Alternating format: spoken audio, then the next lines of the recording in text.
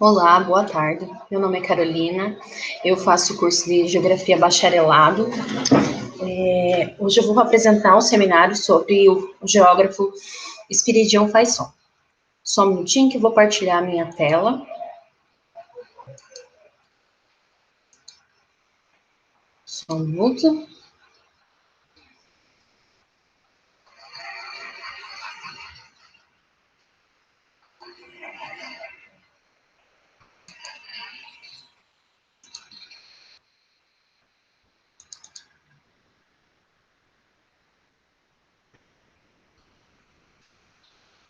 Bom, Espiridião Faisson, ele foi um geógrafo que trabalhou muito tempo no IBGE.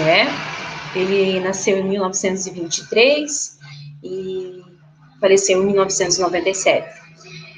Ele foi um dos principais expoentes e divulgadores da nova geografia no Brasil. Ele publicou dezenas de artigos de conteúdos notadamente alinhado com os pressupostos de uma disciplina reverente à fraseologia, estatístico e abstrato das ciências naturais. Destacaremos, então, o uso que fez de métodos matemáticos no tratamento das questões socioespaciais em geografia, bem como sublinharemos a sua elogiável tendência a ser ponderado na empresa e descrever, pelo viés quantitativo, os fenômenos de interesse geográfico. A geografia teorética ponderada de Espiridião Faisson, ele usava métodos quantitativos, que são um artefato para analisar os fenômenos geográficos, que eis uma frase que seria facilmente murmurada nos anos de 70, inclusive no Brasil, entre aqueles pensadores, aqueles pesquisadores de uma geografia vista. Finalmente, com essa ciência verdadeira, ele levou a geografia ao mesmo patamar das ciências exatas, estabelecendo, então, desejados princípios gerais. Das ocorrências observadas, todas as inquietações dessas naturezas eram previsíveis, dentro do circuito de pensadores e engajadores com a renovação metodológica, né? A modernização das técnicas tinha dado um ultimato àquela ciência, ainda à procura de paradigmas e corpo teórico, se não peculiares ao de referência no Instituto Brasileiro da Geografia e da Estatística. Sentiu de perto o arejamento trazido pela sofisticação dos métodos de análise e do processamento de dados, as ciências do humano. Vemos por aí, então, como a quantificação ela esteve presente tanto na fase de amostragem quanto no tratamento dos dados que se referissem a ela. A matemática é tida como um instrumento definidor de funções geradoras. Daí a associação entre a forma e o processo. É um procedimento que sempre foi embaraçoso em geografia e poderia ser deduzida, por exemplo, em termos de distribuição de probabilidade. O homem e o seu pensamento e a sua época, né? Esperidião, ele, como eu disse no início, ele nasceu em 1923, em Ituiutaba, Minas Gerais. Ele completou o ginásio e o segundo grau lá, e, portanto, no Serviço Nacional de Recenseamento, ele começou a tomar contato prático com a disciplina. Ele já formado, ele é recrutado para trabalhar junto ao CNG, que era um órgão muito vinculado às questões de planejamento territorial, criado e bastante ativo durante o segundo governo de Getúlio Vargas. Essas atividades, elas estavam muito relacionadas com a filosofia do poder executivo de então, né? Entretanto, quando o exercício do raciocínio estratégico passa a requerer sofisticação de método, o que se verifica é a atividade de planificação. Somente prospera em contextos e circunstâncias muito peculiares. No Brasil, a década de 50 no Brasil na década de 50, e desde então, muito da organização econômica do país estaria vinculada aos métodos de um cientificismo impecável, ainda que, eventualmente, o rigor positivista ele tenha omitido o significado e as singularidades simplificando as interpretações. Ele faz sol, nesse largo contexto de supervalorização de um planejamento regional, no pró-desenvolvimento, ele firmou laços profissionais e pessoais com um grande número de pesquisadores, igualmente e importantes para a história da geografia do Brasil. Objetos que inspecionou sob o ângulo parceiros, né, numéricos e sistêmicos. O problema da regionalização foi central em Faz-Sol. Entender a distribuição e a integração dos fenômenos geográficos no espaço, bem como as conexões entre um lugar e outro, duas variantes daquele problema, parecia fundamental no matcher do geográfico. Do geógrafo, e pesquisar o processo de regionalização resumiu em grande parte dos trabalhos de Faz-Sol, numa descrição matemática por meio de pares e de matrizes. No entanto, ao procedimento de matemática matricial não ficavam soltos nos artigos do autor. Faz-Sol, ao mesmo tempo que comentava a aplicabilidade dos métodos quantitativos, ele procurava diagnosticar a causação e os efeitos dos problemas tratados, relações entre a natureza do desenvolvimento industrial brasileiro, a acentuação das diferenças regionais e a concentração de renda no setor empresarial e dos desníveis sociais decorrentes. Daí a consideração de que as relações entre as cidades deveriam ser verdadeiras redes urbanas, e deu margem a um conjunto de outras considerações descritivas que visualizavam na paisagem das cidades mecanismos análogos aos verificados em ciências físicas ou naturais. A expansão e a contração da rede, a relação insumo-produto e fenômenos de envio e recepção de bens, serviços e pessoas, e etc., né? O pensamento sistêmico na obra de Faz-Sol devia-se a uma pressuposição de que a sistemática seria inerente à forma de organização, interação e modificação, não só do corpo físico e do organismo vivo, mas também dos grandes grupos humanos e suas intervenções no espaço. A análise em estudo urbano. Faz-Sol, ele emprega esta análise em estudo urbano, mais precisamente na classificação das cidades. Fatores de diferenciação, como a estrutura econômica, o perfil etário e a eficiência produtiva. E a infraestrutura socioeconômica e a quantidade de centros industriais eram geradores dessas classificações. Seu artigo clássico sobre as grandes cidades brasileiras é justamente uma identificação de fatores aos quais as discrimino, segundo seu tamanho funcional. A referência para estabelecer essa diferenciação entre as cidades nada mais é do que a redução proporcionada pela análise fatoral de dados disponíveis a uma matriz de fatores fundamentais, ou simplesmente padrões. A concepção que paira sobre o conteúdo do recém-referido artigo é de que, ao mesmo tempo que o processo de crescimento econômico tende a criar tamanho, este é, ao mesmo tempo, que o processo de crescimento econômico. Ele tende a criar um tamanho, ele tende a criar o tamanho, e este reagindo no sentido de reestruturar a economia local, e também produzir o crescimento. Outro artigo notável, no qual o autor também emprega análise fatorial, é sobre a estrutura urbana brasileira. Faz-Sol, ele detectou, pela análise de fatores, que pelo modo como o fenômeno do crescimento se manifestava no Brasil, era possível perceber certo ajustamento a um modelo clássico, o modelo centro-periferia, que sustenta haver um crescimento diferencial entre as regiões, e acomodava-se às observações e as mais de 50 variáveis arroladas, definiam as áreas do tipo núcleo e áreas do tipo periferia. Nesse mesmo artigo, a constatação de que o sistema de cidades brasileiro, como resto de qualquer sistema de cidades, ela influi e é influenciado pelo desenvolvimento econômico. Estudos que levam em consideração processos do tipo estocástico ou aleatório, como foi o caso do exame do fenômeno da distribuição espacial dos centros urbanos no Brasil. Demonstravam a ampla assimilação metodológica de Faisal. Concluiu que ambas as regiões, elas apresentavam um bom ajustamento a um padrão matemático, tanto no caso das regiões inteiras, quanto no caso das amostras, reunindo suas partes mais desenvolvidas. A preocupação com os alicerces e a inclinação para o analogismo fascista.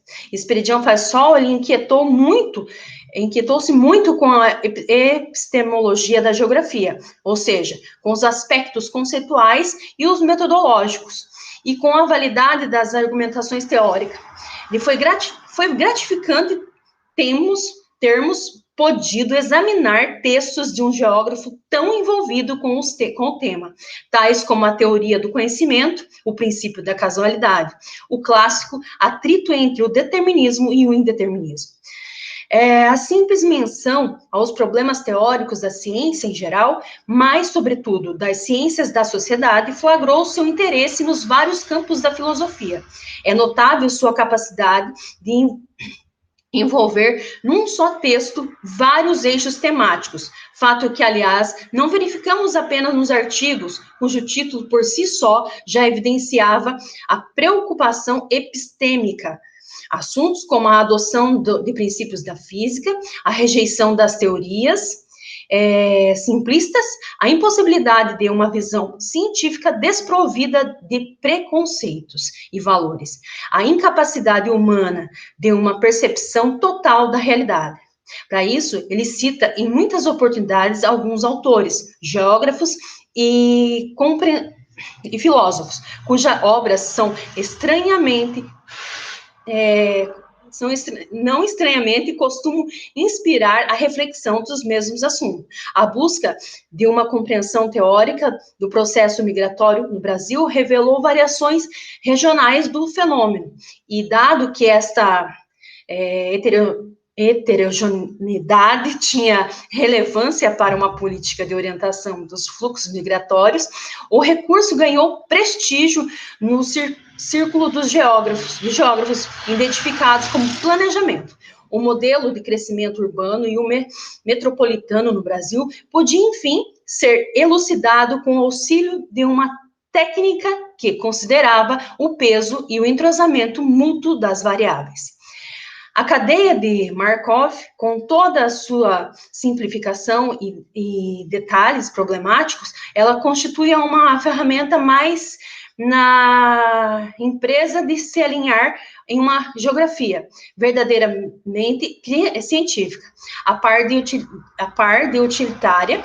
E, na sequência, citamos mais duas textualizações selecionadas, nas quais Faisal demonstra convicção na significância metodológica, mesmo estando ciente de certas fragilidades inerentes. A utilização de métodos como cadeia de Markov dão uma perspectiva adequada ao desenvolvimento dos processos espaciais temporais, constituindo, assim, uma das soluções a um dos problemas cruciais da geografia, que é simultaneamente levar em conta uma estrutura espacial em um determinado momento do tempo, projetando para os períodos subsequentes e dando, assim, à geografia uma capacidade preditiva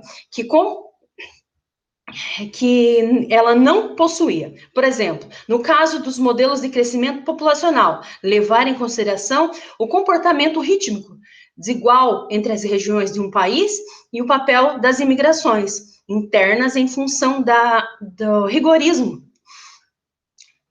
em função da oportunidade econômica. Tenhamos claro, então, e portanto, que Faisal sempre defendeu um cuidado metodológico do rigorismo, que o rigorismo daria, sentindo o emprego das técnicas e da linguagem analógica. E se a metodologia quantitativa fosse aplicada em parceria com conceitos pré-estabelecidos e aceitáveis, o seu uso muito provavelmente ajudaria a conferir a precisão aos mesmos, ou seja, para Faisal, de uma boa base conceitual, nunca se prescindia, sob pena dos termos errados levarem às conclusões falsas.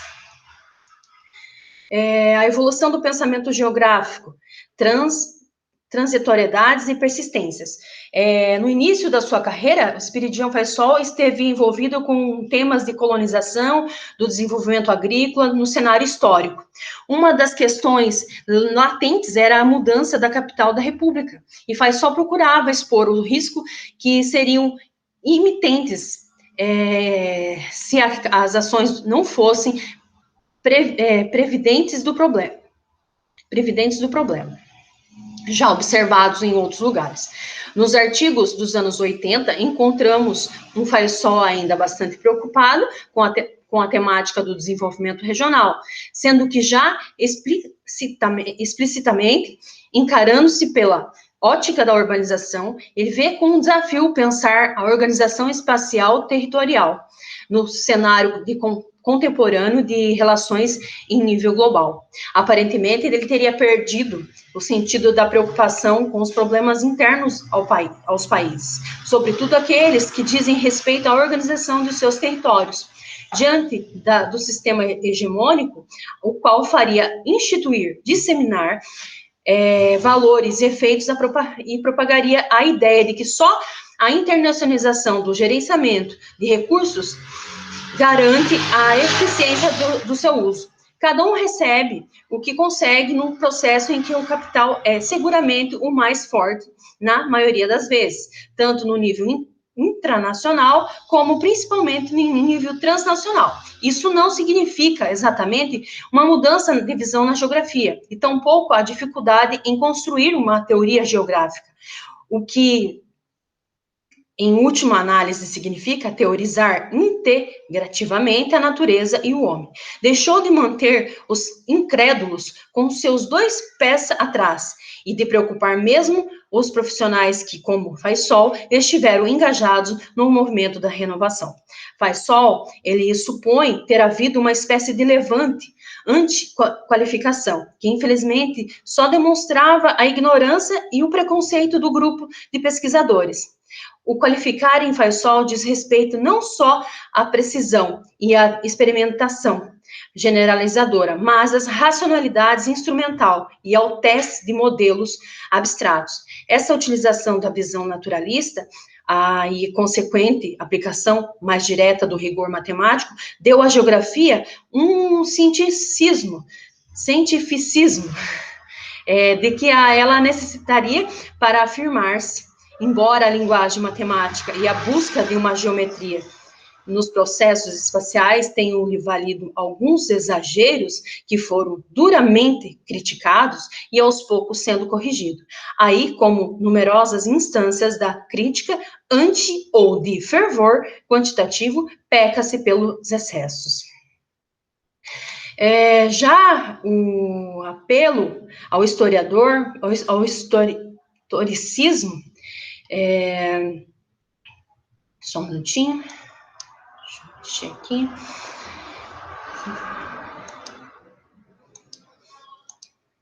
Já o apelo ao historicismo, a supervalorização das categorias, os conflitos das classes e a disputa pelo poder significou mais uma controvérsia, pois que acentuava as discussões sobre metodologia e conceitos apropriados para a geografia. A vertente dos radicais ostentou o tratamento dos problemas do consumo e da qualidade de vida, o que foi visto como uma clara oposição aos quantitativistas e às suas inclinações para o trato apenas do processo produtivo. Faisal enxerga mais uma ingenuidade nesta espécie de argumentação, do que propriamente algum indício de veracidade. Ele admite que havia, assim, o compromisso com um paradigma científico ocidental, sensivelmente associado às categorias básicas do pensamento capitalista.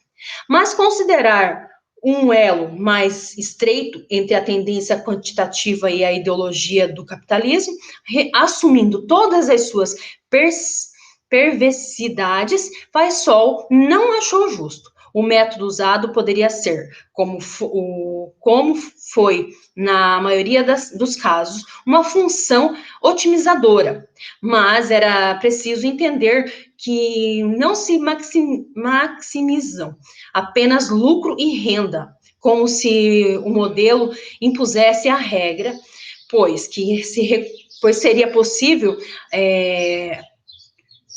preservando ainda o viés quantitativo, eleger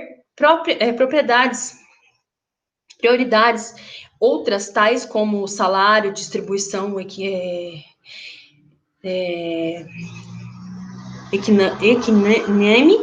de recursos. Faisal, portanto, procurou basicamente discernir método e objetivo do método. Só existem incompatibilidades aparentes entre o movimento quantitativo que só foi ideológico no sentido de constituir em um neopositivismo com a larga experimentação empírica, mas já com a base teórica e a fase posterior, que defendia a tese de relevância social. Eu acho necessário mencionar isso, porque, em geral, se classifica o governo militar como um período ditatorial, de censura. O tratamento de todos os assuntos da urbanização ou de todas as coisas que o IBGE tratava, nunca teve a menor censura. Por exemplo, em 74 e 75, os orçamentos familiares de alimentação feito pelo IBGE relatava dados catastróficos, o que resultava eram terríveis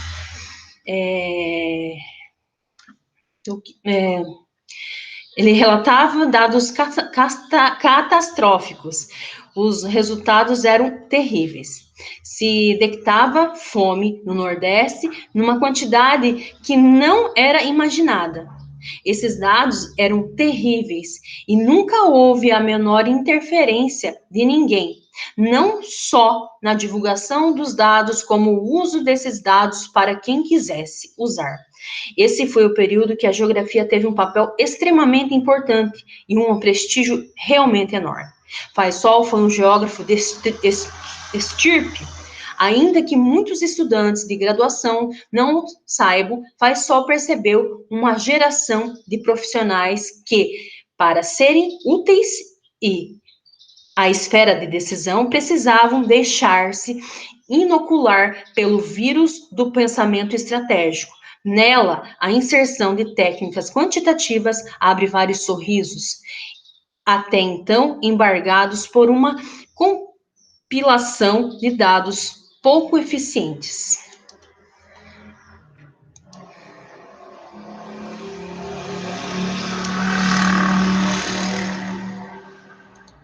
Bom, essa foi a minha apresentação sobre o geógrafo Esperidião Faisal.